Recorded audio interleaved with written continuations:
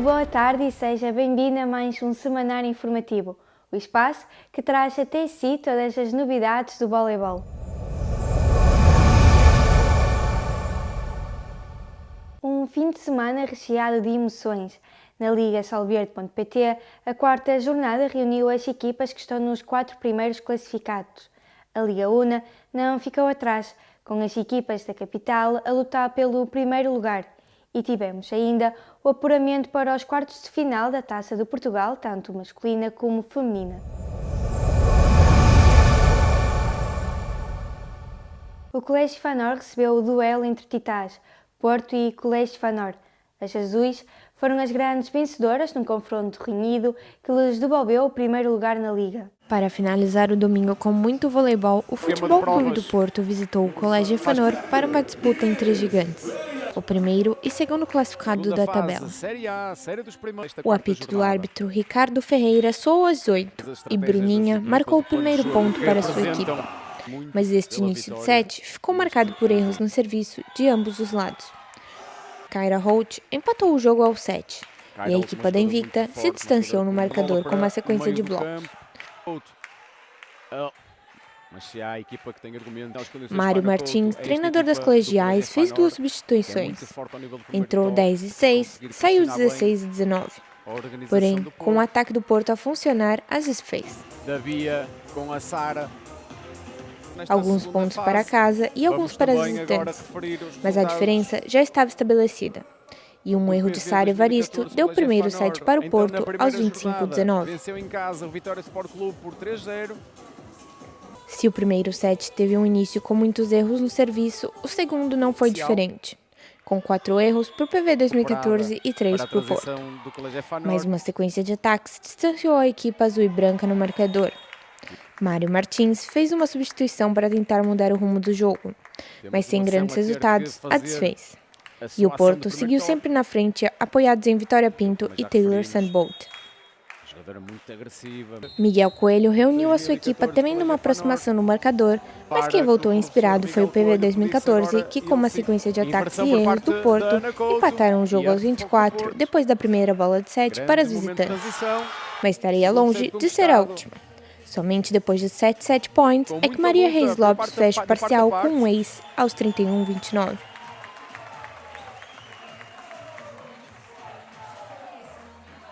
O terceiro set não podia ser diferente, com o início com erros no serviço, desta vez por parte do Porto, o que ajudou as Panteras cor-de-rosa a saírem na frente.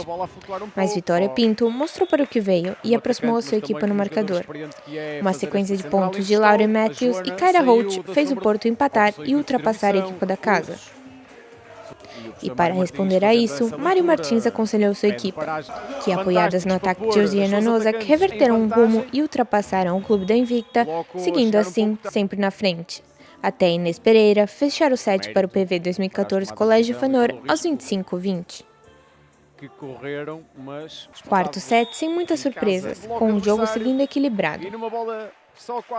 Com o ataque de Bruninha por parte do PV e de Lauren Matthews pelo Porto a funcionar em um jogo discutido até o 20º ponto, quando uma sequência de ataques e blocos consecutivos das colegiais deu a elas a primeira bola de set, que mesmo com mais 2 erros da equipa da casa, fecharam o set com um bloco de Sara Evaristo aos 25-22. 2 sets para o Porto e 2 para o PV 2014 Colégio Fanor, resultando em um jogo decidido na negra, que começou disputado, mas uma sequência de erros deu a possibilidade do Porto avançar na corrida da vitória. E fechar assim o jogo com um ponto de Janaína Vieira por 15-7. Enquanto não tivermos nos 4 primeiros, não podemos pensar em mais nada, a luta vai ser difícil. Há várias equipas ainda a lutar por isso, ainda só vamos na 4ª jornada, temos que ter os pés assentos no chão, temos que ser humildes, temos que perceber que o próximo jogo volta a ser o mais difícil, nada está garantido, nós estamos a sair de uma onda de lesões com 5, 6 jogadoras lesionadas, portanto uma época tem muitos altos e baixos, nós não podemos achar que porque estamos a fazer uma campanha brilhante até aqui, que o objetivo está garantido. Longe disso, temos de ter mesmo essa noção de que até estarmos nos 4 primeiros não vale a pena pensar em mais nada. Mário Martins falou novamente dos pés no chão que mantém durante toda a época, enquanto Miguel Coelho fala se a sua equipa sentiu pressão por ser um jogo decisivo. Acho que nós perdemos nadinha o controle do jogo, que estava a ser nosso no primeiro set e durante o segundo e em diferentes momentos.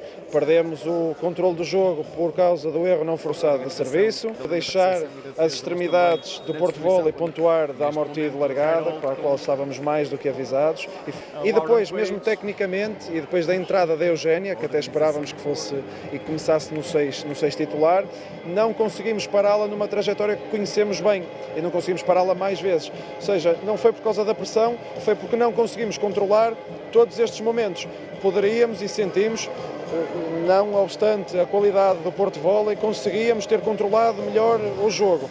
O que passou a sofrer foi um bocadinho do nosso side-out, porque elas nunca estavam em side-out por causa do nosso erro de serviço.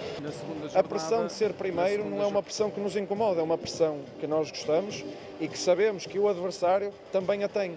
Kyra Holt foi eleita a melhor atleta em campo e recebe o prêmio Fair Play, demonstrando a sua felicidade, e nos conta sobre o desempenho de sua equipa.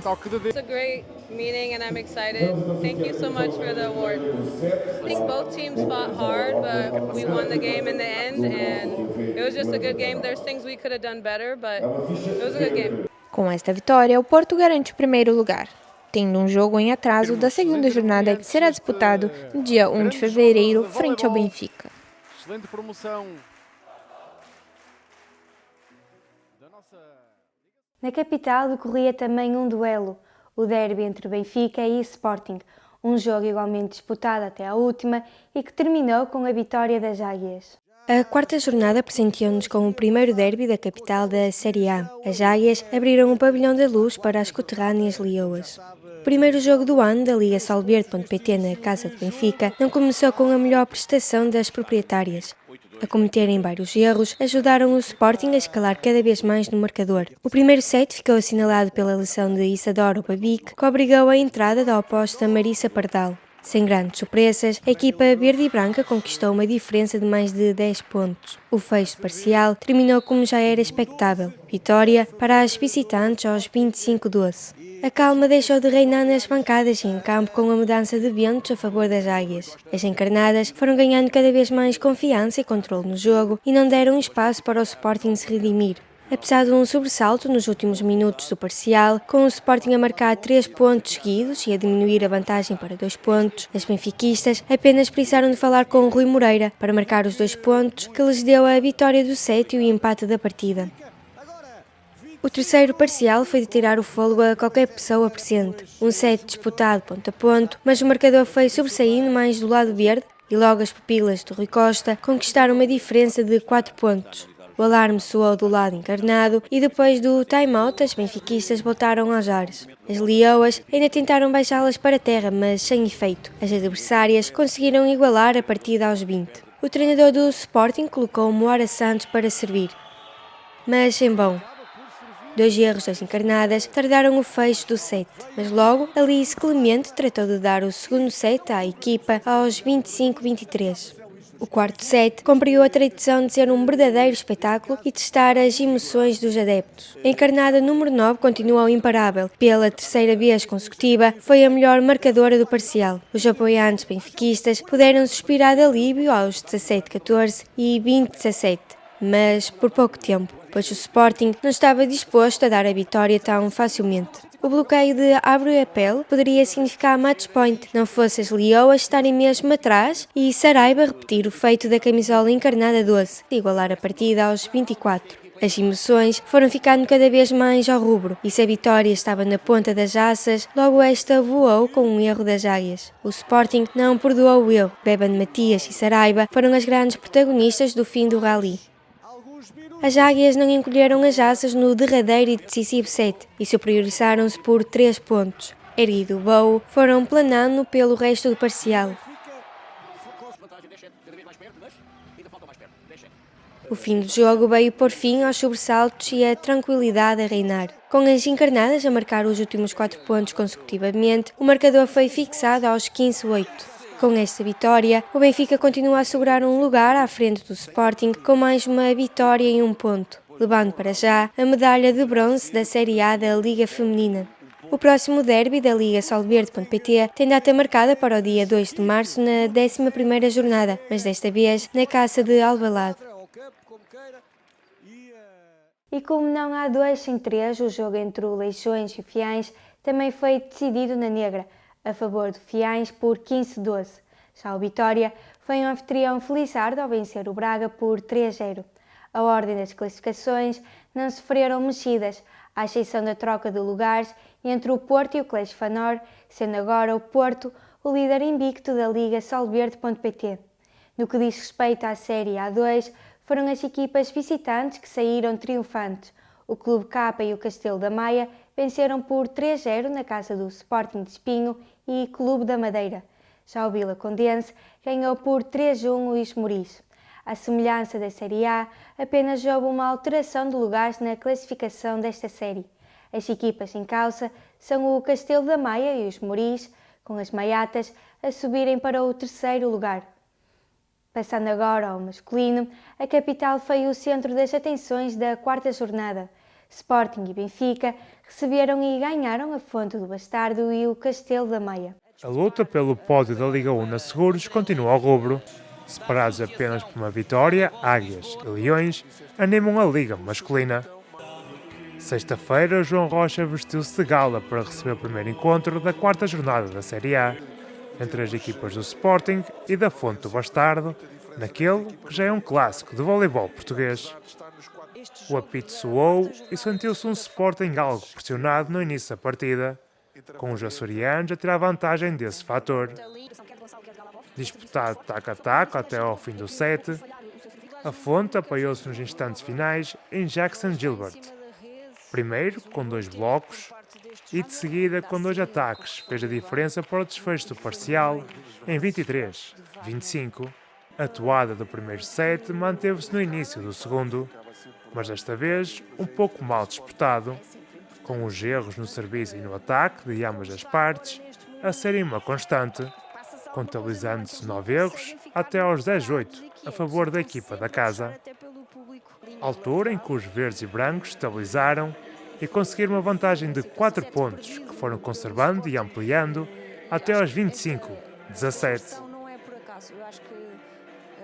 Com o bloco a fazer a diferença, a Juventude do Bastardo esboçou uma resposta ao parcial anterior, mas os Leões Martin Lissek e Tombion puseram as garras de fora e com 5 pontos cada fizeram a diferença e viram Armando Escalante a agarrar a presa com um bloco triunfante para o 25-18.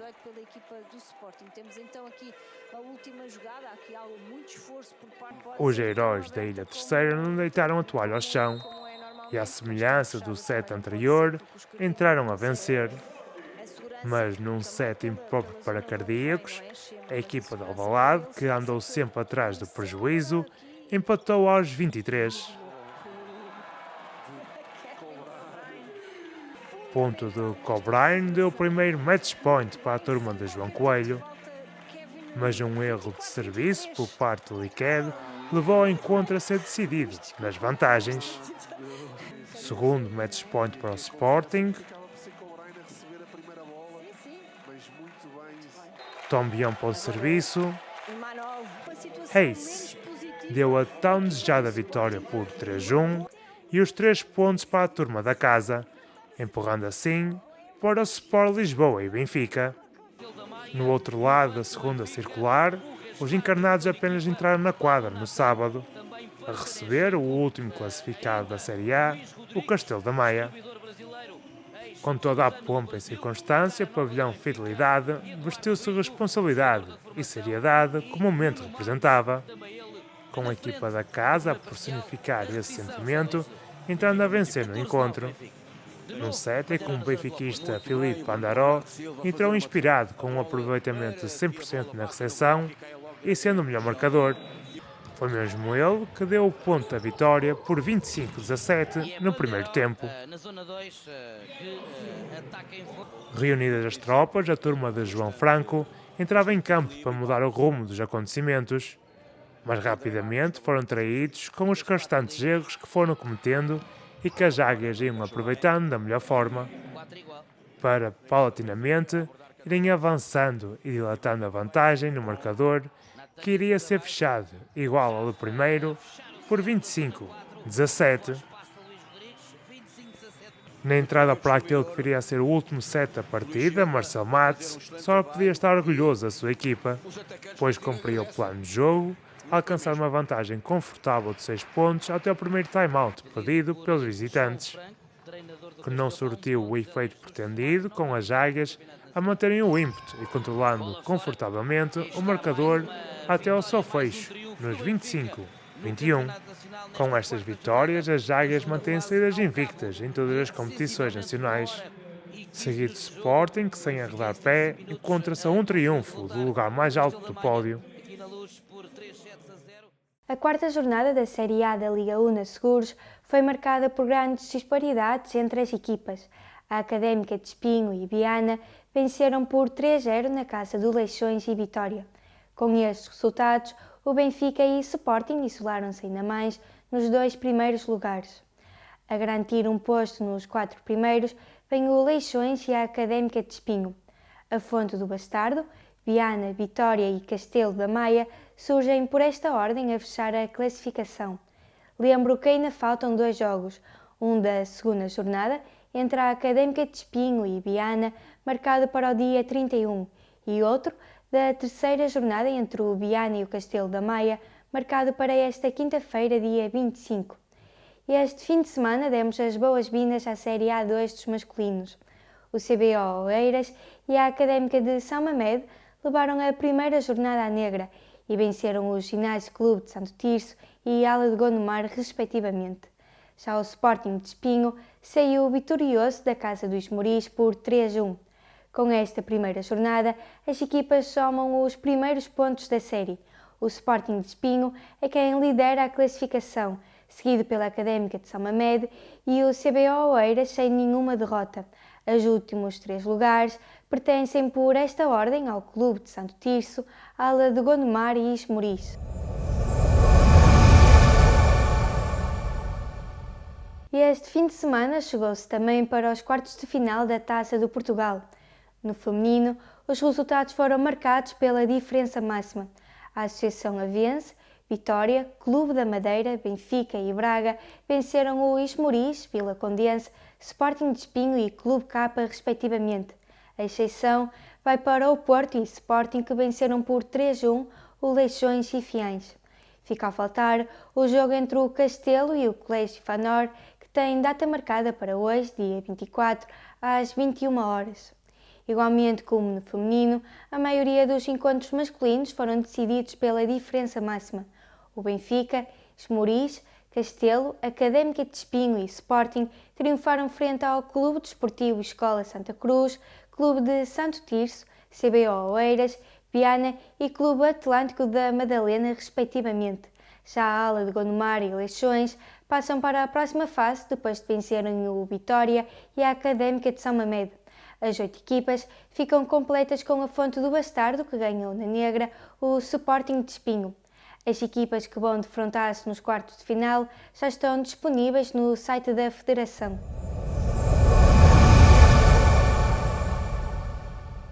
A Seleção Nacional Sub-22 femininos já conhece as adversárias da fase final do Campeonato da Europa 2024.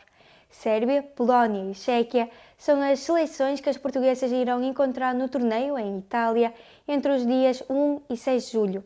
As 4 equipas compõem a Pool 2. Já a Pool 1 conta com a Itália, Turquia, Ucrânia e Letónia.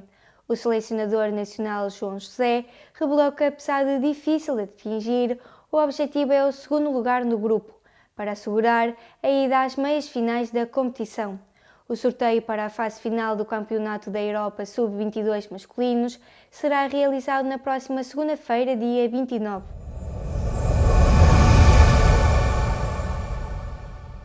Vem aí um fim de semana recheado de voleibol e o melhor é que não tem que esperar pelo fim de semana. Na sexta-feira pode assistir na Sport TV o jogo entre Viana e Benfica às 20h30. Já no sábado, volta a poder ver mais um encontro da 5ª jornada da Liga Una Seguros entre a Académica de Espinho e o Sporting às 15 horas, também na Sport TV. E para fechar o fim de semana, a Bola TV transmite a partida da Liga Solverde.pt entre Fiança e Benfica às 18 horas. E chegamos ao fim deste semanário. Obrigada por ter estado desse lado e já sabe, continue com a sua Bola TV para ficar sempre a par das novidades do voleibol.